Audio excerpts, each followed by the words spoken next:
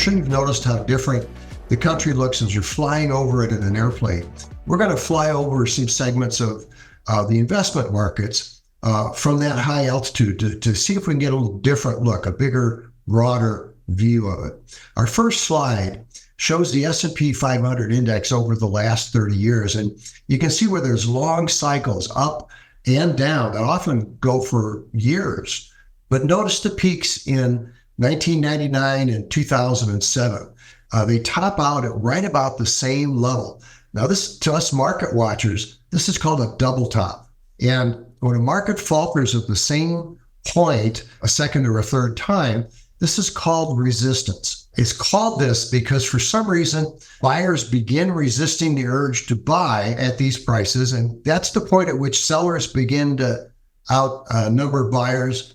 And that dynamic, that shifting dynamic becomes obvious. We don't know exactly why this happens, but usually it's holders of the stock that bought during the last run up and then had to ride the wave down because they didn't want to take loss, starting to think things like, I've got my money back, or at least I've made a small profit.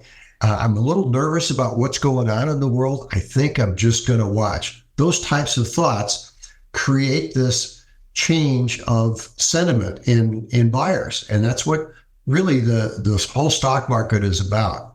Now, the reason this chart is significant is we have another potential double top in place. This condition could become another double top if a decline begins around here. It hasn't. It also could be rehabilitated if the market continues to go up. But right now, this is an item of risk that is higher than it was in the past, and it sort of got my antenna twitching in that regard. Our next slide shows the number of stocks in the Russell 2000 index that without any earnings, they're losing money. Now, the Russell 2000 is an index of smaller companies. Small companies create more jobs in our economy than big companies, and by far, by several times. Small companies are really an important part of our economy, and that's one of the reasons we watch it.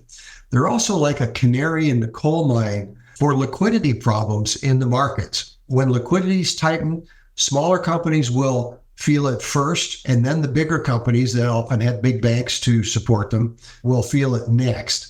This chart shows the number of unprofitable companies has been rising steadily, the number of unprofitable companies in this index anyway, and is now close to the peak that it was at in 2008.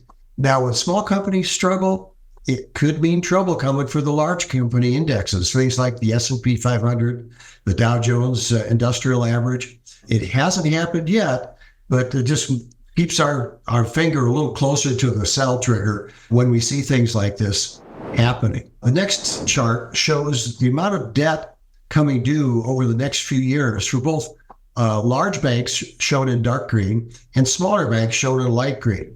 Most of this debt, if it gets refinanced at all, is going to be refinanced to higher rates.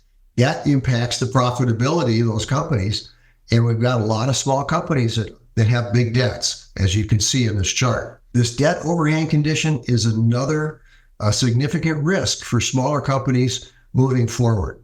And to avoid being caught up in this kind of dynamic, low debt levels is one of the things I look for in investments that I'm buying for client accounts.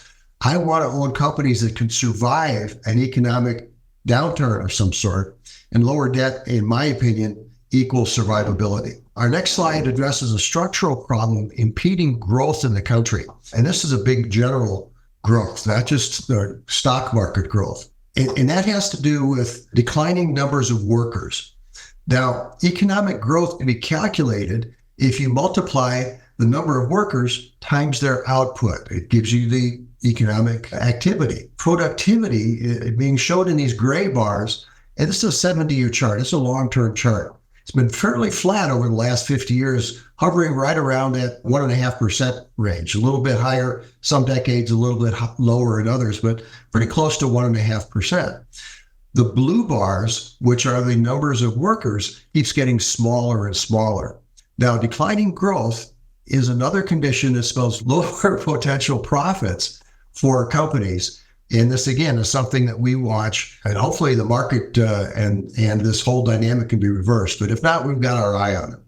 The next slide shows the bank's percentage of business they do in different areas. Now, banks are a major part of our economy, and they're going to be coming under more and more pressure in years to come due to commercial real estate problems. It's no secret that demand for retail spaces has dropped a lot as people shift their buying to online.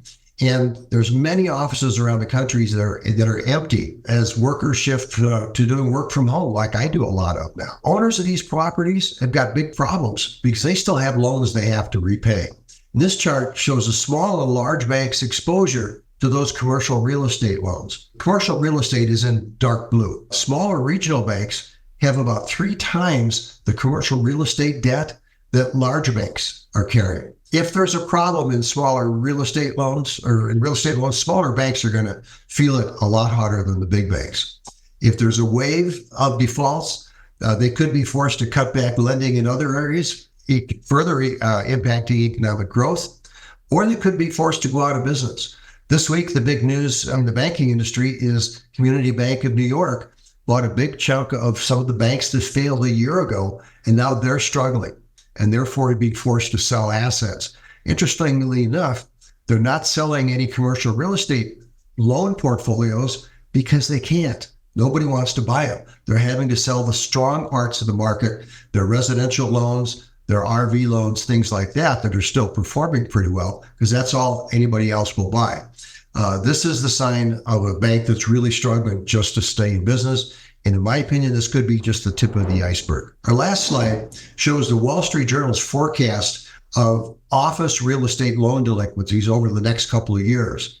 The gray bar is 2023, last year, and the blue bars are this year and next year. Now, delinquencies are expected to triple over the next couple of years. Again, it's going to hamper small banks' abilities to keep lending. And I do expect another spate of bank failures as well. Now, the regional bank index, the S&P Regional Bank Index ETF, is ticker symbol KBE if you want to look this up, confirms my feelings that regional banks and smaller banks are really in trouble because they're down 36% from their highs 2 years ago before interest rates began rising. The rest of the markets have recovered. Most of the losses of the last couple of years are back to where they started or even with a small gain compared to a 36% loss.